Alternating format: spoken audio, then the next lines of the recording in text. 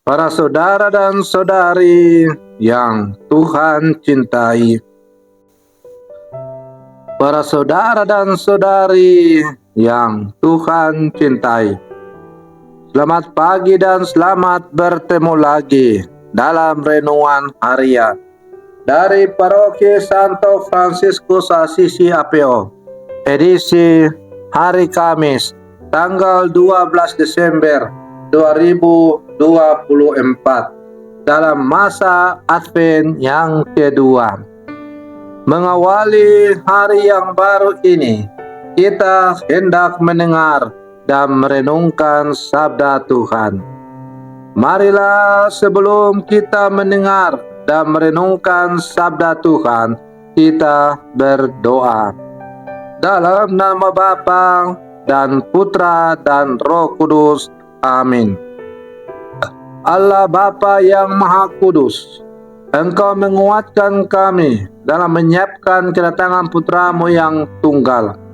Semoga kami layak mengabdi kepadamu dengan hati yang murni. Bersabdalah ya Tuhan, kami siap mendengarkan. Terpujilah Engkau Bapa, Putra, dan Roh Kudus, kini dan sepanjang segala masa. Amin. Para saudara dan saudari yang Tuhan cintai, sabda Tuhan yang hendak kita dengar dan kita renungkan untuk mengawali hari yang baru ini diambil dari Injil Matius pasal 11 ayat 11 sampai 15. Tuhan bersamamu. Inilah Injil suci menurut Matius. Pada suatu hari, Yesus berkata kepada orang banyak, "Aku berkata kepadamu, sesungguhnya di antara mereka yang dilahirkan oleh perempuan, tidak pernah tampil seorang yang lebih besar daripada Yohanes Pembaptis. Namun yang terkecil dalam kerajaan surga lebih besar daripadanya." Sejak tampilnya Yohanes Pembaptis hingga sekarang, kerajaan surga dirongrong dan orang-orang yang merongrongnya mencoba menguasainya. Sebab semua kitab para nabi dan kitab Taurat bernubuat hingga tampilnya Yohanes. Dan jika kalian mau menerimanya, Yohanes itulah Elia yang akan datang. Barang siapa bertelinga, hendaklah ia mendengar. Demikianlah sabda Tuhan. Para saudara dan saudari yang Tuhan cintai, mulai hari ini dan beberapa hari berikutnya selama masa Advent ini, kita akan bertemu dengan tokoh Yohanes Pembaptis. Ia adalah perintis jalan Tuhan yang menghubungkan perjanjian lama dengan perjanjian baru. Yesus sendiri menjelaskan mengenai siapakah dia sebenarnya dan apa yang menjadi tugasnya.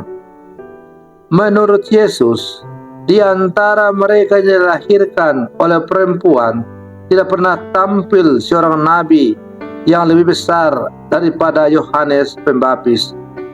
Yesus masih menambahkan, dialah Elia yang akan datang itu. Demikianlah Yesus memperkenalkan Yohanes Pembaptis sekaligus memberi pujian kepadanya.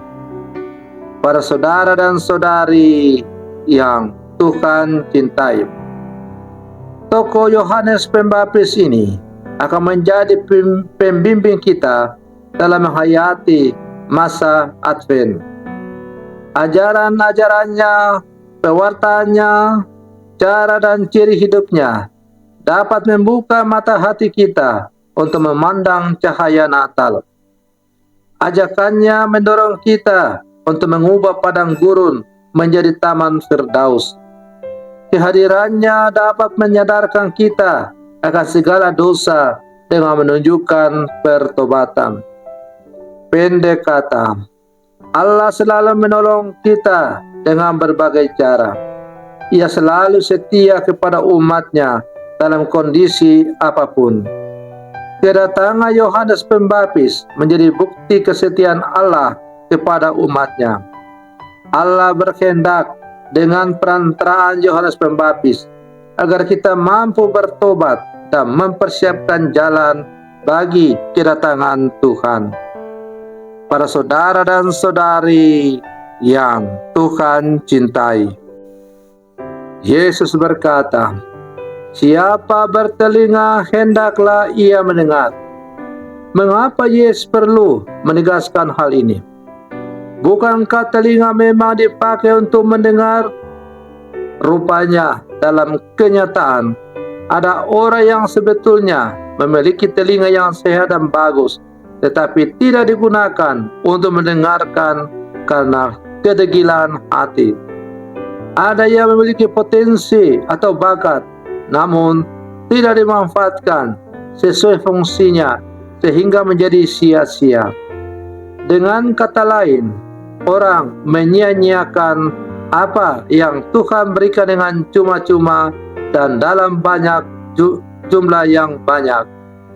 Para saudara dan saudari yang Tuhan cintai, dalam kehidupan kita sehari-hari ada banyak nasihat, pengetahuan, sharing pengalaman dari saudara-saudari yang budiman, namun tidak didengarkan dengan baik sehingga berlalu begitu saja.